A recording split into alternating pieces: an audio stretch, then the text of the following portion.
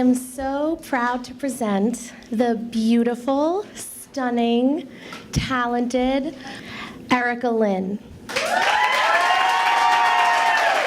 Thank you, everybody, for being here tonight. This is such a special night for me. As most of you know, I lost my parents to a drunk driver.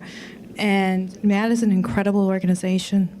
They reached out to me soon after my parents were killed to comfort me, and I was counseled by them. And now my life's mission is to make sure that we eradicate drunk driving and impaired driving forever. So the next 3 songs are for you, Mom. I love you.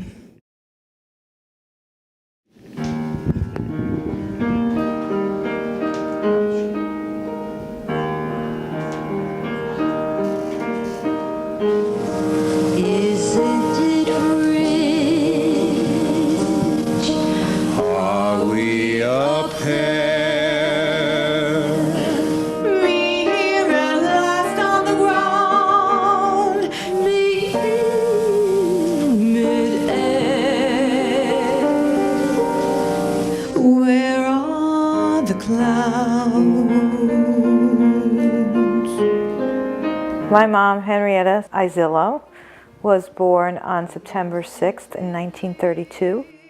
Her dad had passed before he knew he was expecting her. But my grandmother married a wonderful, wonderful man who really took care of her and became one family. My dad was born and raised in Sleepy Hollow, New York. He could do no wrong. He was the only child who was adored, and he was an adoring child to them.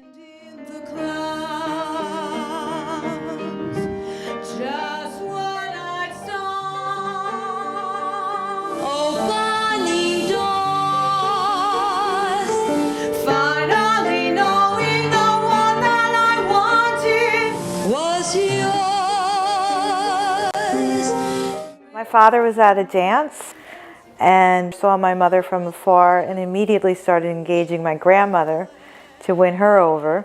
My grandmother went home and they had a date, and then they were inseparable from that point forward. No one is there. They got married in Immaculate Conception Church in the Bronx, June 21st, 1958.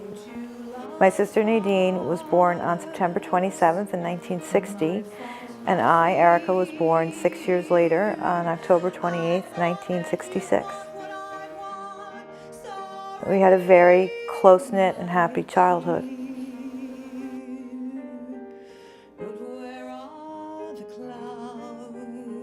The day of the crash was October 28th, 2016. It was also my 50th birthday, and I was awoken by my sister's phone call that said, "Mom and Dad have been in an accident." And she said, "You must come right away." So they went on this residential road every Friday, and it was 1 o'clock in the afternoon, and this woman was approaching in a vehicle on the opposite direction, going 50 miles per hour. She swerved into my parents' lane, hit them head on, threw them back, threw their car perpendicular into the woods. In addition to the alcohol, in which she was 3 times the legal limit, she went into a weapon and killed my parents and almost killed a 3rd person. And she would have killed her children because that's where she was headed. It's not an accident. It was a decision to get behind a weapon and kill.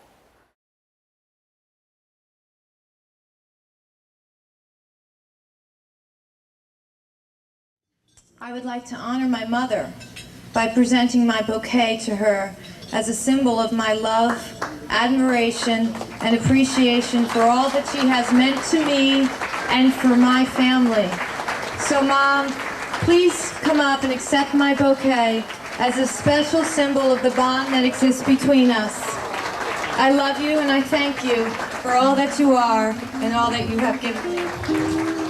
By the time I had gotten to the hospital, all I knew was that my mom was in surgery. And I saw a surgeon sitting there, and I said, "She's gone, isn't she?" She said yes, and I collapsed right there.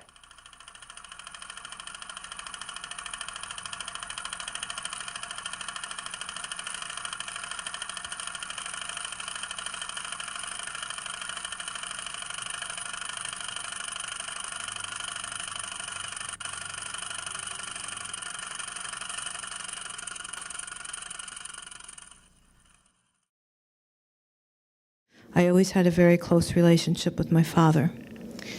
And after he passed, I just kept envisioning him in that hospital bed, wanting to do anything I could to change places with him, and wanting him to find rest and peace and joy. So I sing this for my dad. God on high, hear my prayer in my need. You have always been there. I was taken to another room, and the doctor said, your father has maybe a broken back, he's complaining of his legs, maybe a broken neck, we'll have to do an MRI, he might need surgery. And all I kept thinking is, I don't know how he's going to deal with this. I don't know how he's going to survive. I could see the blood still left on his hands from the crash. And we didn't know how we were going to tell him that my mother was gone, because he was always her caretaker. He always looked out for her. I just told him I loved him and that he should go be with my mom, that we were going to be okay.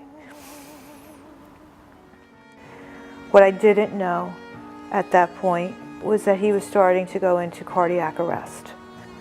And I had to make that unbelievably horrible choice to say, if it happens again, let him go. It was like a nightmare that would never end. I woke up and it was my birthday, and I walk out of this hospital tonight an orphan.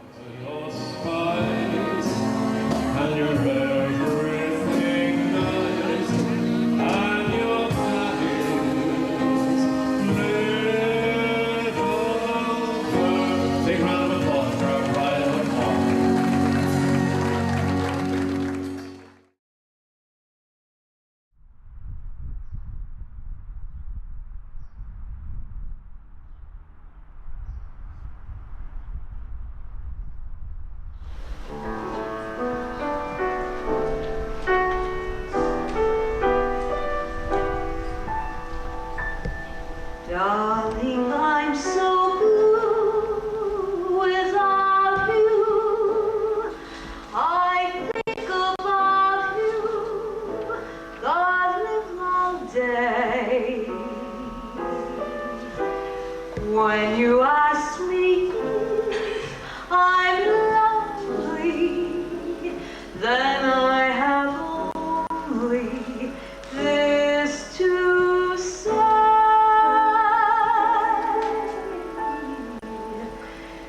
We had over 1,000 people at their wake, waiting for hours to see us.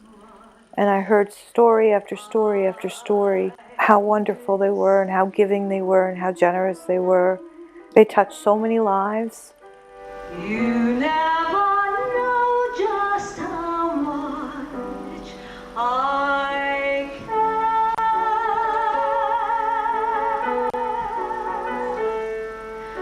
Unbearable to see 2 caskets in front of me and know that they were my parents. All I knew is I wanted to get out of that church. I wanted to get out of having to look at 2 people that I loved and lost on the same day. And haven't I told you so million or more times?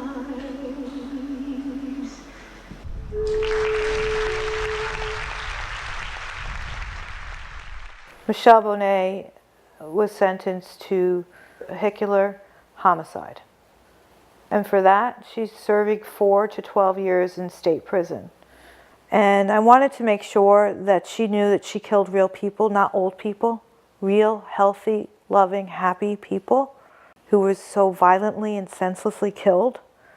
No one ever has to know the pain that I know and have to live with every day of my life, have to go every holiday without them when they were happy and healthy, have to think of the pain that they went through and the fear that they went through for somebody to hit them at 50 miles per hour and throw them into the woods. I'll fight till the day I die to make sure that there is no more drunk driving on the roads.